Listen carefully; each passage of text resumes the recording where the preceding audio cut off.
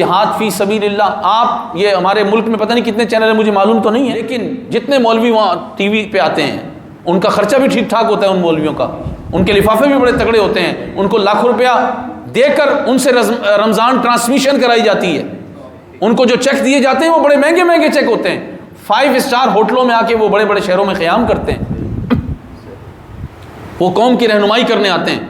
میں چیلنج سے کہہ رہا ہوں کہ جتنے مولوی ٹی وی پر بلائے جاتے ہیں، بلکہ پورا چینل پورا دن اسلام کا نام لے کے چل رہا ہوتا ہے، انہیں کہیں کہ رسول پاک علیہ الصلوۃ والسلام کے تمام غزوات آپ بیان کریں،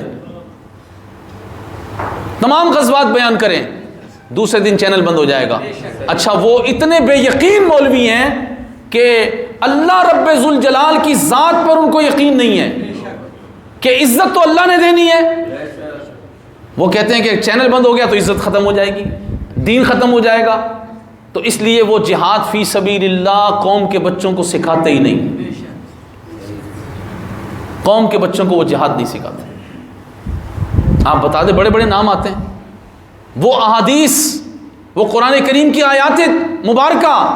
جو جہاد فی سبیل اللہ کے لیے اللہ نے نازل کی ہیں، ان کو مٹایا تو نہیں جا سکتا، ان کو انہوں نے چھپانا شروع کر دیا، نہیں پڑھتے یہ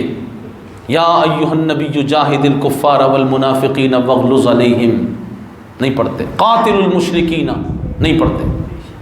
بدر بیان آپ نے سنا رمضان کے پورے مہینے میں